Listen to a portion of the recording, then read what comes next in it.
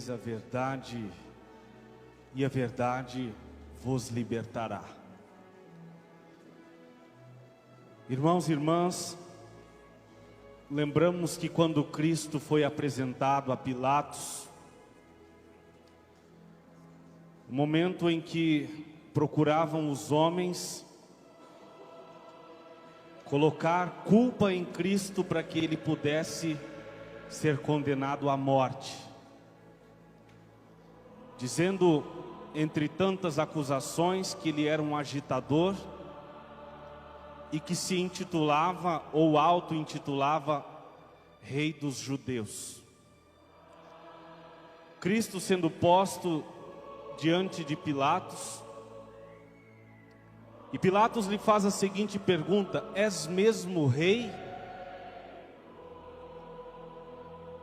E Jesus responde: perguntas em nome do povo ou perguntas por ti mesmo? Ao que Pilatos responde: sim, pergunto por mim mesmo.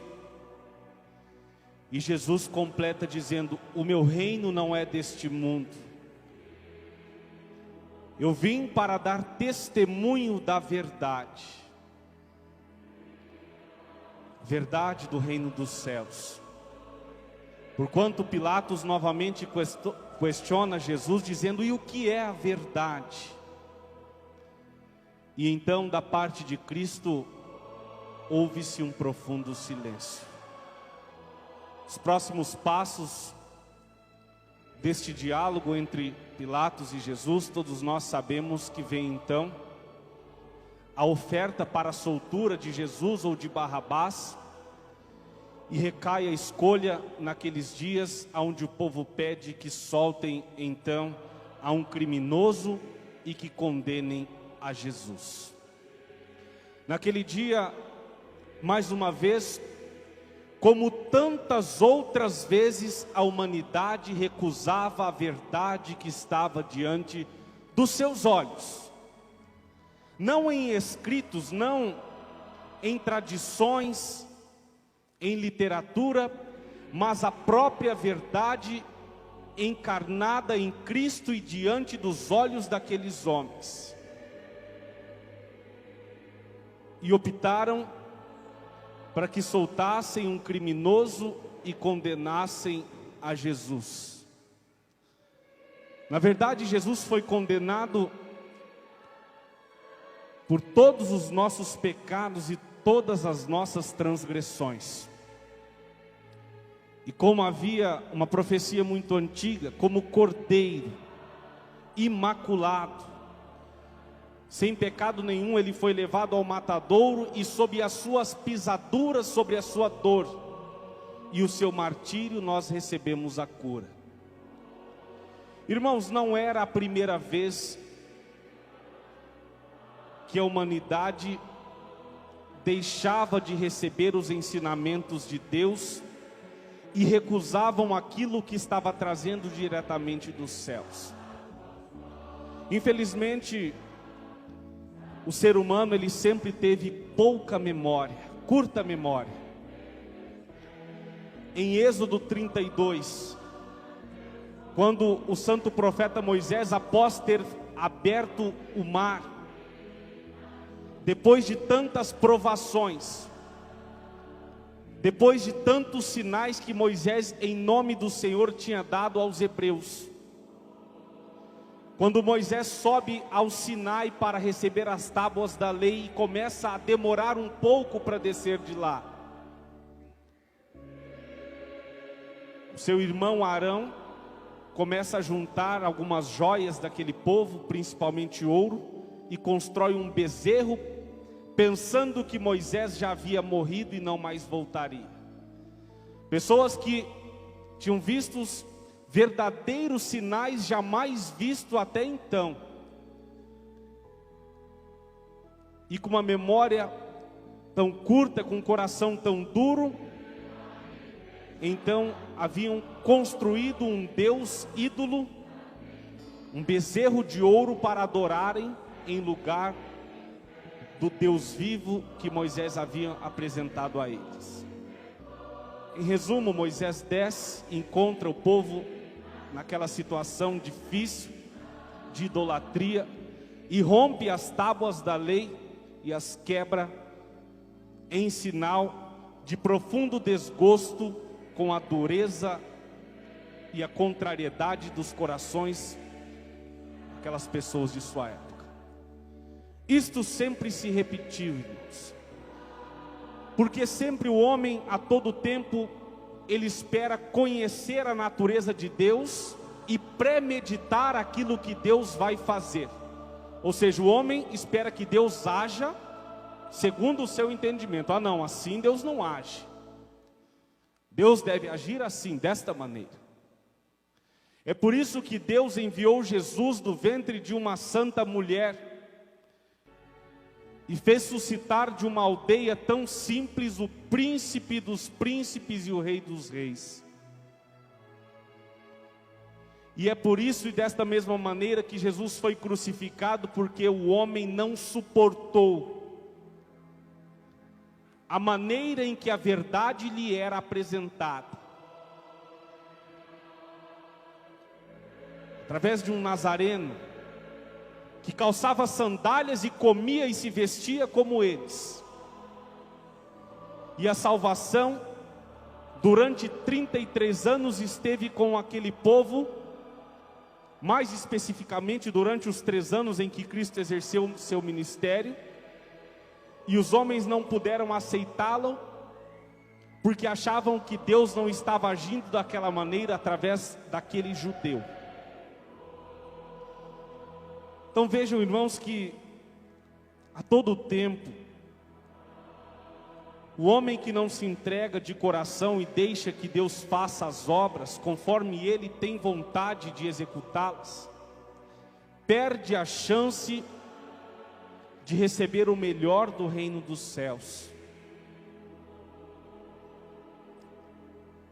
Nestes tempos, chamado de regeneração, nós anunciamos nesta igreja o nome de uma santa, Santa Vó Rosa. Para muitos, quando escutam este nome, se assombram, se assustam e não conseguem suportar a respeito do ministério desta santa,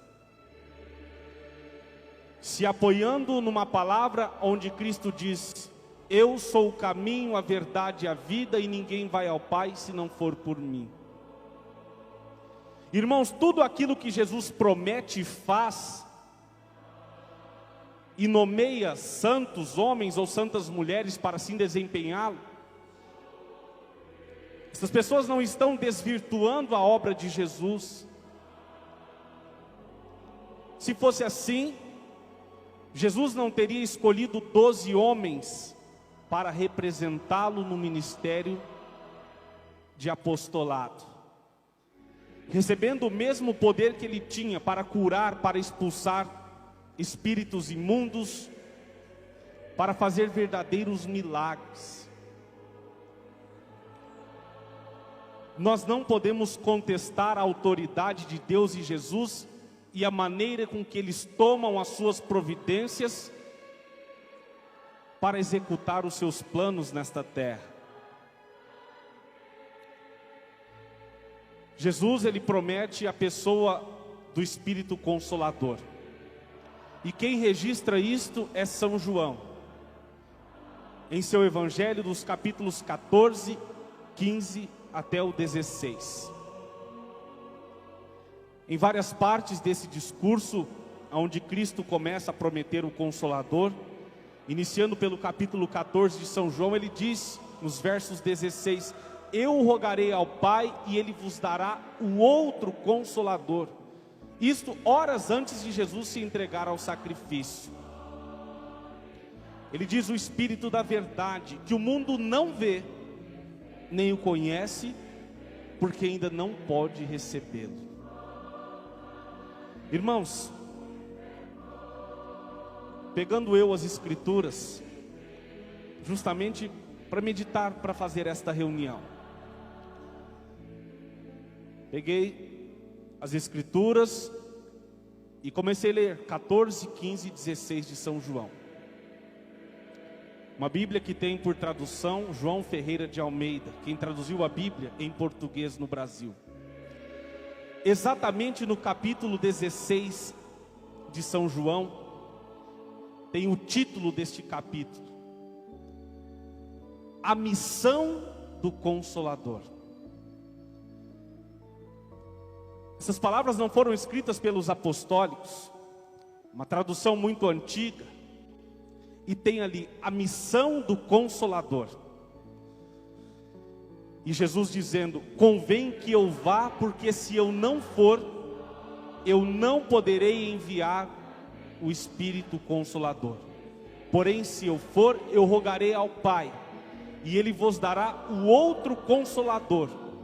E quando este Espírito vier, Ele convencerá o mundo a respeito do pecado, da justiça e do juízo.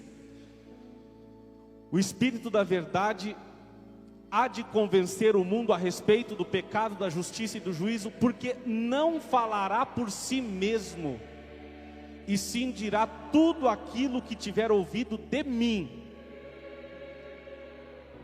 Isso está nas Escrituras, não é a igreja apostólica que está contando a igreja.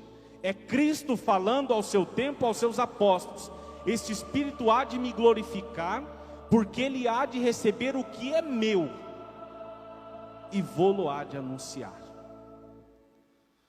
Durante 16 anos esta santa foi preparada nesta igreja. De 54 a 1970, sendo preparada dia após dia por Jesus. Por muitas vezes, nós apostólicos temos o conhecimento que Jesus arrebatava o espírito dela aos céus, para receber os seus ensinamentos e suas orientações e falar à igreja. Aí uma pessoa que se diz protestante pode neste momento dizer: isto é blasfêmia. Isso está escrito na mesma Bíblia que eles leem diariamente e tentam de maneira louca, porque não tem conhecimento de Deus, interpretar estas coisas e não podem. Quando Jesus diz que este Espírito haveria de receber o que é dele e anunciar a nós, ou seja, para receber alguma coisa de alguém, você tem que ir até esta pessoa, para depois você contar. Está assim em 16 de São João: este Espírito há de receber o que é meu e vô-lo há de anunciar. É o mesmo que dizer: este Espírito há de ouvir as minhas palavras e contar a vocês. Aí eu digo: Jesus está na onde? Nos céus. Então, se para o espírito de alguém receber estas coisas de Jesus, este espírito tinha que ir aonde? Nos céus.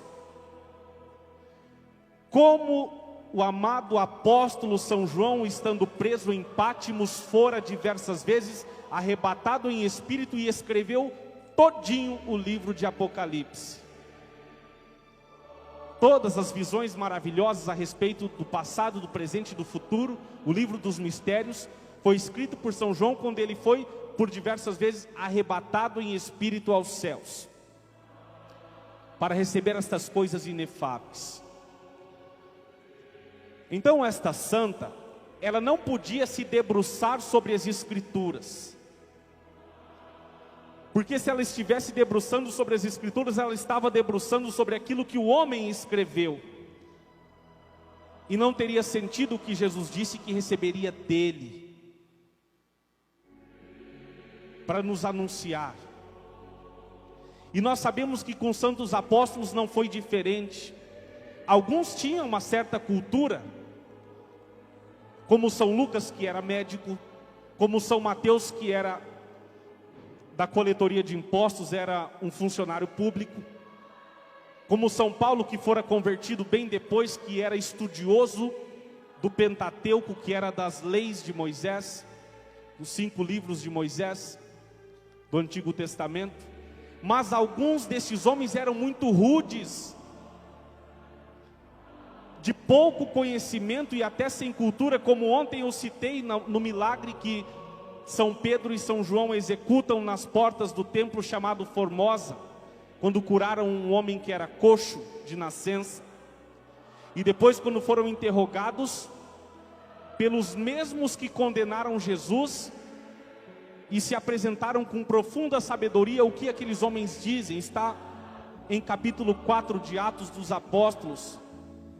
Percebemos que estes dois, referindo-se a São João e São Pedro, estiveram com Jesus, porque são homens incultos e iletrados, ou seja, sem conhecimento da letra e de cultura, e agora falam com profunda eloquência,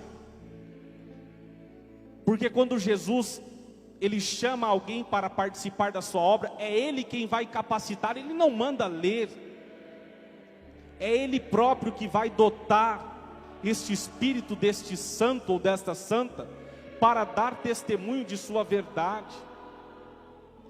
São Paulo era um homem muito entendido das Escrituras, e foi com este entendimento, quando ele ainda chamava-se Saulo, que ele fez com que os homens apedrejassem a vida de Santo Estevão, quando Santo Estevão, como jovem, tentava convencer aos seus amigos a respeito da fé em Jesus.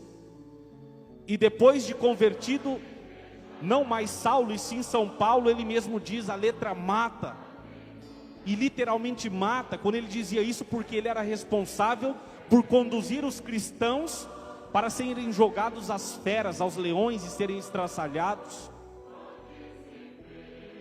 Ele tinha uma carta romana que lhe dava autoridade para fazer isso, quando ele chamava Saulo. E depois de convertido, ele recebeu uma doutrina não mais das Escrituras, e sim do próprio Cristo que falava por meio dele. E ele chegou a dizer: a letra mata, e literalmente ela tem matado a fé de muitas pessoas. E o que edifica é o Espírito. Muitos são cegos. Este mesmo apóstolo São Paulo, em sua primeira carta aos Coríntios, capítulo 13, versos 9 e 10, ele diz uma frase muito importante que faz referência inclusive ao Consolador. Ele diz assim: em parte conhecemos e em parte profetizamos. Como São Paulo diz estas coisas, se Cristo já tinha vindo, desenvolvido o seu ministério, voltado aos céus, inclusive convertido ele no caminho para Damasco? Como São Paulo diz em Coríntios 1, capítulo 13, versos 9 e 10: em parte conhecemos e em parte profetizamos, mas quando vier aquele que é perfeito, o que é em parte será anulado. Infelizmente, na época, as pessoas não conseguiam compreender este discurso de São Paulo, mas já sabia ele, já tinha informação ele, que um espírito superior a eles e idêntico a Jesus haveria de vir no futuro, para cancelar tudo aquilo que era apenas profecia e mostrar a verdade ao seu povo. Isso está lá em Coríntios, para qualquer pessoa que tiver leitura, capacidade de ler, poder constatar. 1 Coríntios, capítulo 13, versos 9 e 10. São Paulo já sabia que um espírito superior haveria de vir no futuro. Os santos apóstolos, quando Cristo promete, e São João registra de 14 a 16, eles naqueles dias não compreendiam do que Jesus falava, mas depois Jesus com certeza revelou a eles, porque muitos já estavam nos céus quando São Paulo foi convertido. Já tinham o conhecimento de que no futuro viria um Espírito para consolidar a obra vicária de Jesus. E esta santa veio nesta igreja para dar este testemunho da verdade, para falar a respeito da crença nos santos. A Igreja Apostólica tem sua fé firmada em Maria Santíssima, reverencia e exalta o ministério dos santos apóstolos, dos profetas, porque todos eles têm os seus devidos galardões nos céus. E uma igreja que não crê em santos está indo para qualquer outro lugar menos o céu, porque lá é o habitat de santos e anjos. Então, irmãos, quando nós pregamos essas coisas, é a mesma dificuldade que tiveram os santos apóstolos quando mostravam: este aqui é Jesus, filho do Altíssimo. E os homens olhavam: não, é filho de Maria e de José, eu conheço o pai dele, é um carpinteiro de Nazaré. Imagine se nós fôssemos desta época, será que nós conseguiríamos crer que aquele nazareno, filho de uma aldeã por nome Maria, e tendo como seu pai José o carpinteiro, será que nós teríamos condições de crer? Desta maneira é que crucificaram Jesus, porque não conseguiram suportar a maneira em que Deus se manifesta. Porque o homem, ele sempre quer, como eu disse, determinar como Deus tem que agir, e não é assim. As palavras que estão nas Escrituras têm, sim, um profundo sentido, mas muitas coisas ali foram deturpadas, principalmente escritos do Antigo Testamento que mostram barbaridades. Sim, barbaridades. Inclusive algumas religiões se sustentando em cima disso para praticar o terrorismo. Siga a letra. Siga a letra e veja o que dá, ou siga o espírito da verdade, que é a Santa Vó Rosa, que tudo nos deu. Aí as pessoas falam: mas a igreja apostólica, os seus fiéis não ficam com a Bíblia nas mãos durante a reunião? É claro que não, porque a Santa Vó Rosa deu-nos o conhecimento de tudo. Eu não vejo em nenhum momento nas Escrituras mostrando que os apóstolos abriam os livros do Antigo Testamento para pregar. Eu não vejo isso em nenhum registro, porque era o próprio Cristo que contava a eles e revelava as coisas. E aquelas coisas passadas eram apenas registros históricos. O que importava era aquilo que Cristo estava transferindo a eles naqueles dias, revelando face a face. Face a face. E a Santa Vó Rosa nos deu a disciplina. As irmãs se vestem com vestidos longos, compridos. Sim, tudo isso são ensinamentos que nos foi dado. Os homens se vestem de maneira clássica, social, não usam barbas, mantêm os seus cabelos aparados. Tudo aquilo que a Santa Vó Rosa nos deu de disciplina para que pudéssemos conservar a nossa santidade, a nossa integridade, a nossa fé, repetindo aquilo que Deus fez no passado. Por tantas vezes Ele sempre orientou. No tempo de Moisés, Ele deu as instruções como que os homens deviam se vestir, as mulheres, e chegou a dizer que o homem não se vista como mulher e vice-versa. Quando na época de Moisés o povo estava muito materialista, se vestindo, se ornando com joias e tantas coisas supérfluas, Deus diz a Moisés: Moisés, se eu continuar com o teu povo, eu vou te consumir. No meio do caminho eu vou tirar a sua vida, porque eu não estou suportando ver como o seu povo está vivendo. E está lá em Êxodo, quando Moisés diz isso ao povo, está escrito que as mulheres se desfizeram dos seus atavios, dos seus ornamentos, e se colocaram novamente puros, para que pudessem contar com a presença de Deus. Isto é disciplina. Isto é disciplina. E a Santa Vó Rosa nos deu a mais perfeita delas, para que o seu corpo não se corrompa, e não se corrompendo, não se corrompa a sua alma que está dentro deste corpo. Aí muitos dizem: mas O que tem a ver o corpo com o espírito? Porque esta santa pede estas coisas. Você consegue pegar um copo sujo de barro e servir água limpa nele e permanecer limpo? Assim é a relação corpo-espírito. Corpo é vaso, o espírito é o conteúdo que está dentro deste corpo.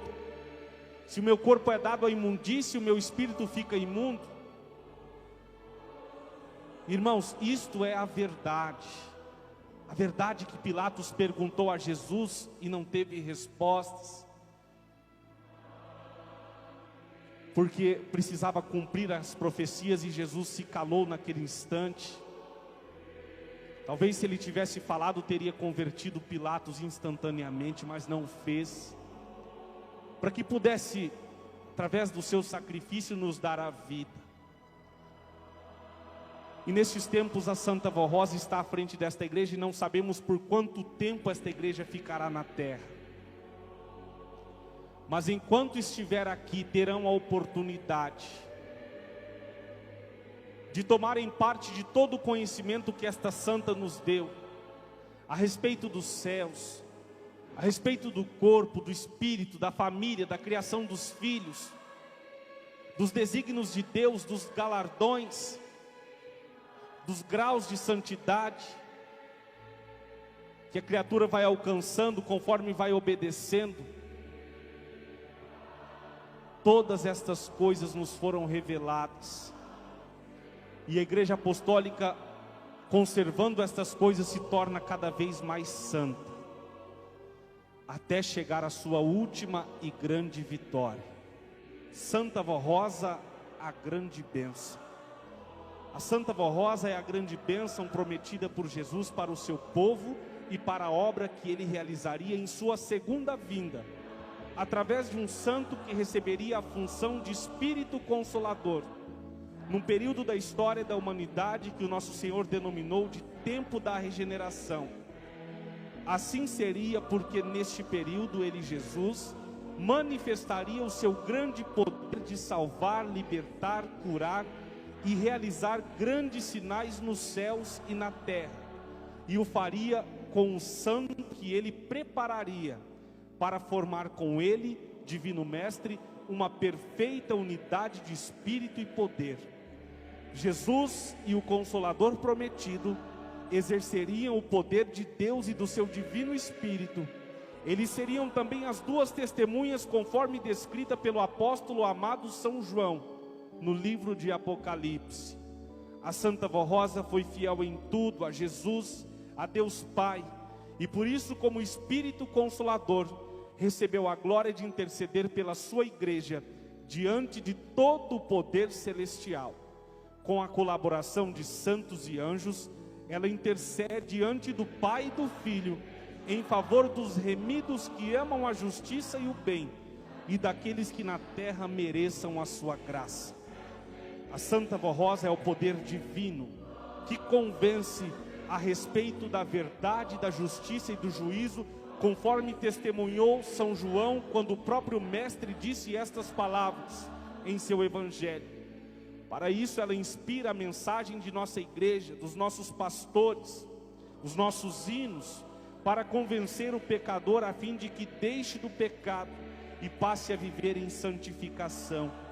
Da mesma forma convence aos apostólicos para que pratiquem o bem e a verdade, para que sejam justos, honrados, honestos no seu viver e fiéis aos ensinos da doutrina e da disciplina de nossa igreja. Enquanto a Santa Vó Rosa viveu entre nós, seus atos de bondade, carinho, mansidão, justiça, prudência e energia conquistaram a confiança do seu povo. Ela foi muito respeitada. O seu exemplo levava as pessoas a meditar no seu ministério, que havia em seu ser e no seu espírito. Era admirável a firmeza do caráter desta serva de Deus. Estava sempre presente no meio do seu povo. Conselheira, corajosa, prudente e sábia, de raciocínio rápido e de uma percepção surpreendente, de um cérebro perfeito e de um espírito muito forte, a irmã Rosa atuava com presteza em favor da obra de Deus na terra. Outra qualidade do seu espírito, de valor inestimável para o ministério que cumpriu na igreja, foi o perfeito dom de discernimento e profecia que esta serva de Deus possuía e que possibilitava que ela pudesse conhecer o espírito das pessoas, por diversas vezes até mesmo as suas intenções, estando essas pessoas próximas ou à distância dela, de forma que ela jamais fora surpreendida por qualquer situação inesperada ou por qualquer pessoa. Por ordem de Jesus nosso Senhor, a Santa Vó Rosa ensinou regras de elevada moral e de boa conduta para os apostólicos convertidos, visando o bom comportamento, a educação, a honradez no trajar, na apresentação pessoal dos seus fiéis. Esses conjuntos de regras internas da igreja e de conduta para a vida cotidiana dos seus membros, legados pelo próprio Jesus, é conhecido como disciplina apostólica, que com ensinos doutrinários forma a base do viver e do proceder do povo apostólico, sendo fielmente respeitados, conduzem qualquer pessoa a uma vida perfeita, sábia, justa, sincera e aprovada por Deus como santo, cumprindo seu ministério com singeleza, simplicidade, dedicação e coragem.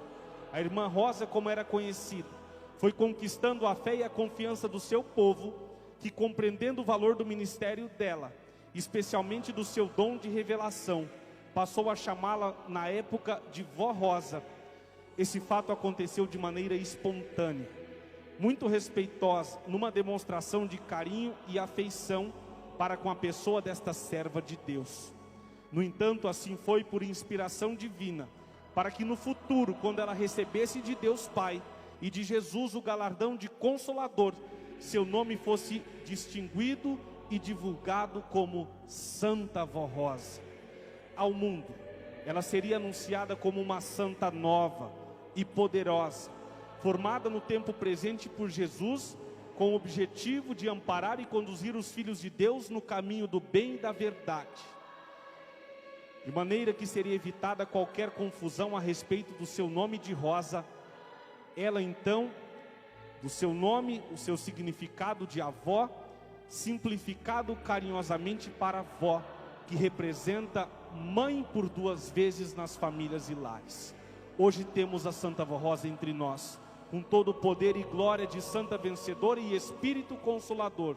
Juntamente com o Santo Irmão Aldo, eles lutam incansavelmente para santificar a nossa igreja e adorná-la com virtudes preciosas, para levar ao mundo a palavra apostólica e ganhar muitas almas para Jesus e o reino dos céus. Sejamos muito gratos e reconhecidos a Deus, a Jesus, ao Divino Espírito Santo, a Maria Santíssima pelo ministério glorioso da Santa Vó Rosa e do Santo Irmão Aldo. Honra e glória à Santa Vó Rosa, a grande bênção de Deus para nós, a luz divina que brilha em nossos corações. À igreja e ao mundo, ouvi o Consolador.